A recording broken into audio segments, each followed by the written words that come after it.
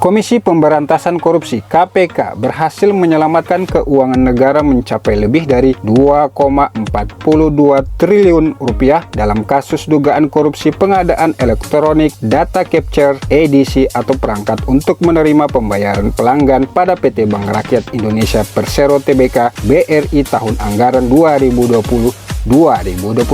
Anggaran lebih dari 2,42 triliun rupiah itu berhasil KPK cegah untuk tidak terpakai dalam praktik korupsi edisi BRI sehingga kerugian negara tidak menjadi lebih besar. Proyek pengadaan edisi BRI terdiri atas pengadaan skema beli putus 346.838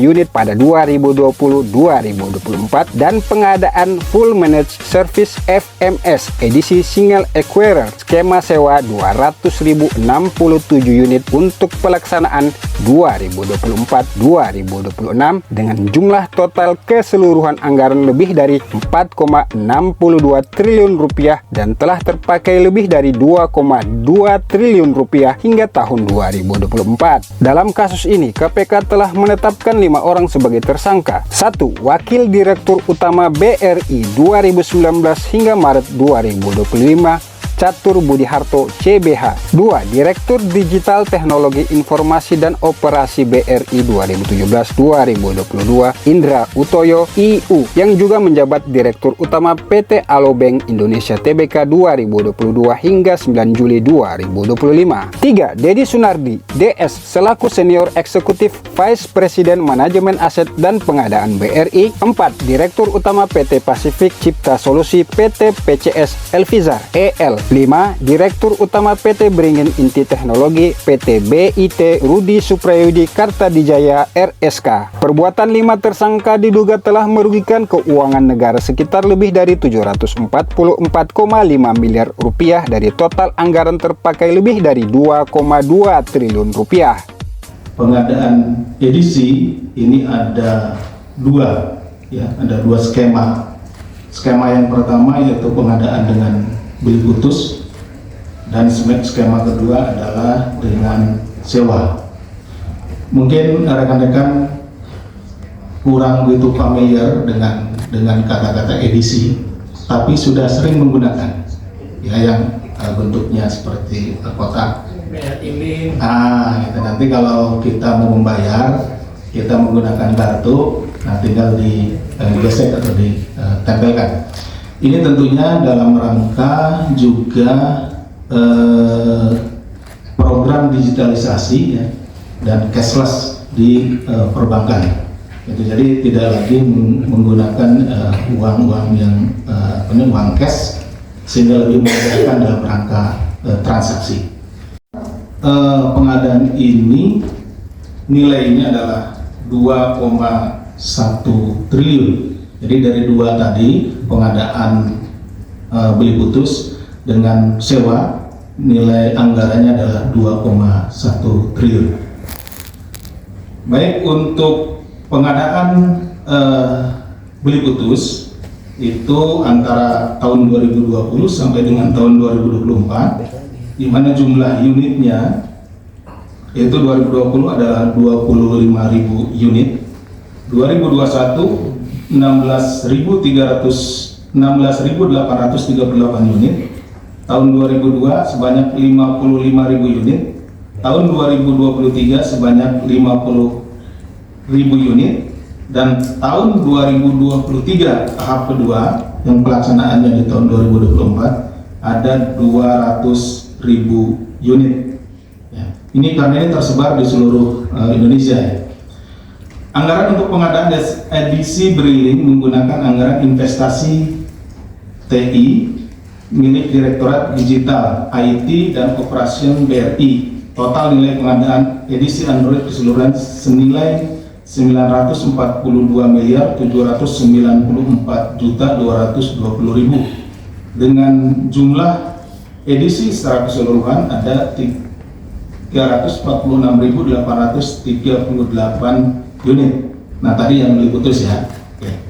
Kemudian yang kedua, bahwa selain pengadaan edisi Briling, PT BRI Persero Terbuka juga melakukan pengadaan full Managed Service atau FMS edisi Single Acquire skema sewa untuk kebutuhan merchant BRI sebagai berikut. Pengadaan FMS edisi tahun 2020 anggarannya sebesar 581.790 juta rupiah menggunakan mata anggaran Managed Service IT tahun 2020 dengan jangka waktu selama 3 tahun.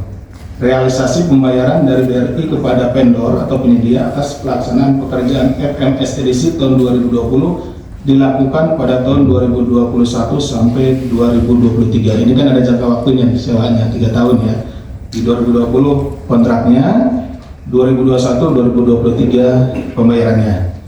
Dengan detailnya sebagai berikut. Tahun 2021 senilai 29.736.736.015 rupiah.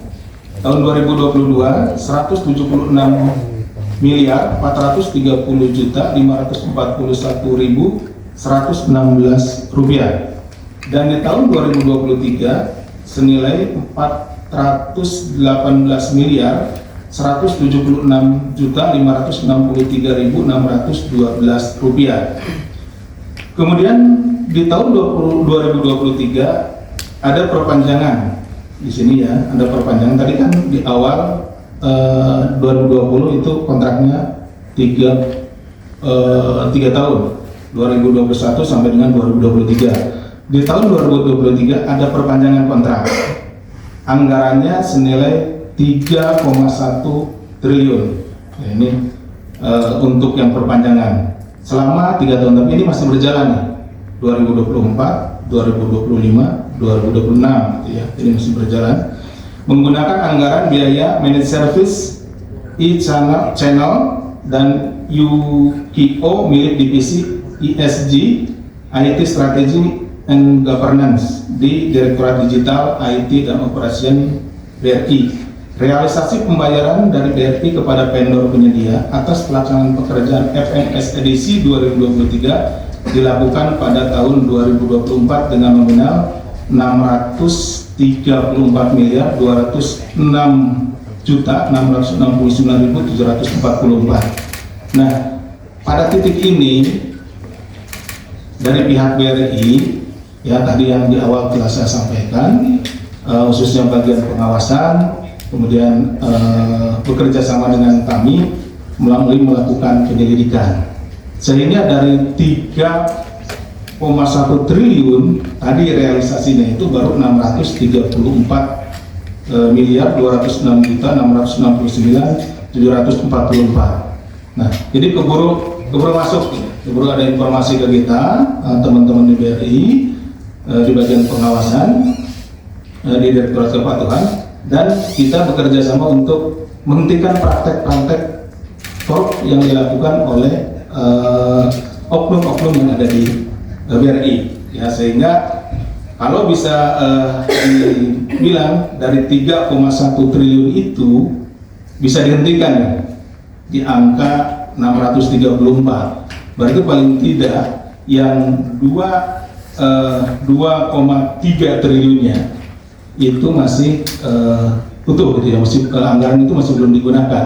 Jadi paling tidak dengan dilaporkannya kepada kami, kemudian kita lakukan upaya penegakan hukum, bisa mencegah terjadinya tindak pidana korupsi dan anggaran sekitar 2,3. Realisasi pembayaran atas pengadaan edisi sewa pada 2021-2024 adalah 1.250.550.510.048 rupiah dengan jumlah edisi untuk kebutuhan merchant sebanyak 200.067 unit ya, tadi sudah ditambahkan.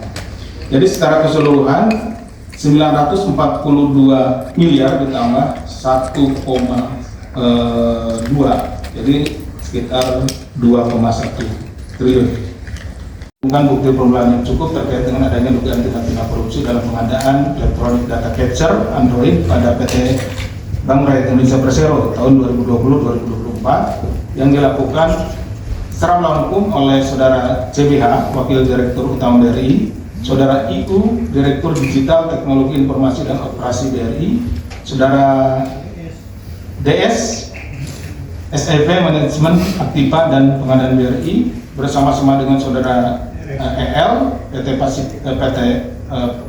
PCS, dan Saudara RSK, PT Beringin Inti Teknologi, yang memperkaya diri sendiri, orang lain, atau korporasi sehingga menimbulkan kerugian keuangan negara yang dilindungi negara, sebagaimana melanggar pasal 2 ayat 1 atau pasal 3 dan pasal 18 Undang-Undang 31 tahun 99 tentang pemberantasan tindak pidana korupsi, sebagaimana telah diubah dengan Undang-Undang Nomor 20 tahun 2001 tentang perubahan atas Undang-Undang Nomor 31 tahun 1999 tentang pemberantasan tindak pidana korupsi. Junto pasal 55 ayat 1 ke 1 Kitab Undang-Undang Hukum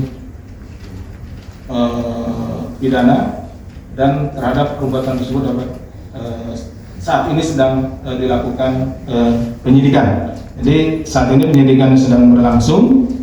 Kita sudah menetapkan 5 orang ini. Nanti kita tentu akan update ke depannya.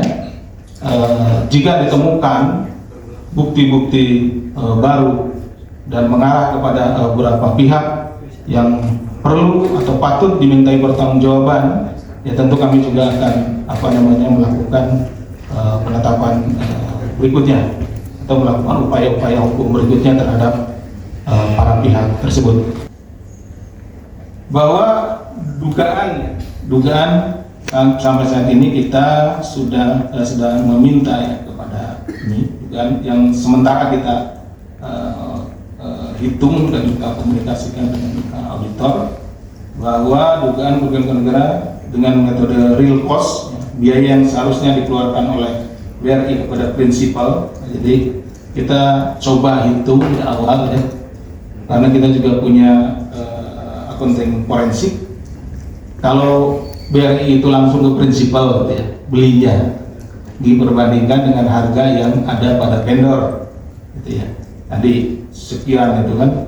Jadi kira-kira selisihnya itu ada sekitar 744.540.374.314. Itu seharusnya. Nah ini oknum-oknum tadi ya, itu kalau langsung ke belinya ke prinsipal gitu ya, atau langsung pengharga itu, nah itu sekitar 744 miliar. Atau kalau kita perbandingkan dengan nilai anggarannya tadi yang 2,1 triliun, itu kira-kira sekitar 33%-nya, sepertiganya ya, sepertiga dari 21 sepertiganya ya, 754 itu 31% itu hilang di situ gitu. Jadi ini nilai yang sangat besar tentunya, kehilangan sekitar 33% ya, 744 miliar dari pengadaan 2,1 triliun. Ini yang sudah terjadi, tentunya ini menjadi kewajiban bagi kami penyidik kemudian nanti penuntut umum untuk kemudian ini mengembalikan ya dalam konteks aset recovery. Jadi keuangan negara yang hilang dalam proses ini, dalam perkara ini sekitar ya kira-kira sekian. Ini hitungan kasar, tapi ini tentunya kita menunggu hitungan secara resmi dari auditor. Nanti kita komunikasi dengan BPK atau BPKP hitungan resminya. Jadi itu yang menjadi kewajiban kami di KPK untuk mengembalikan kerugian keuangan negaranya. Tapi di samping itu hal yang paling penting adalah dari kerjasama rekan-rekan di bagian pengawasan di PT Bank Rakyat Indonesia, ya, pada Direktorat Kepatuhan dengan kami yang di sini di KPK, itu paling tidak sudah berhasil mencegah ya terjadinya kerugian yang lebih besar. Tadi kan ada perpanjangan sekitar 3,1 triliun ya, itu baru realisasi sekitar 600 miliar sekian. Nah, jadi ada sekitar 2,1 atau 2,3 sekian triliun yang bisa diselamatkan. Itu tentunya kami mengaturkan terima kasih yang sebesar-besarnya kepada rekan-rekan di Bank Rakyat Indonesia atas informasi dan kerjasamanya dalam rangka menyelesaikan perkara ini, dan tentunya kami pun berharap kepada semua pihak yang terkait dengan perkara ini untuk kooperatif, karena kita juga masih punya kewajiban ya untuk mencari dan menemukan tadi sekitar 744 miliar untuk dikembalikan kepada negara. Demikian laporan tim Tera Sabir Laluhu dari Gedung Merah Putih KPK Jakarta. Share, like, dan komen video ini. Ingat juga, subscribe dan like kanal YouTube Tera Sabir Laluhu serta nyalakan loncengnya untuk mendapatkan berita-berita selanjutnya.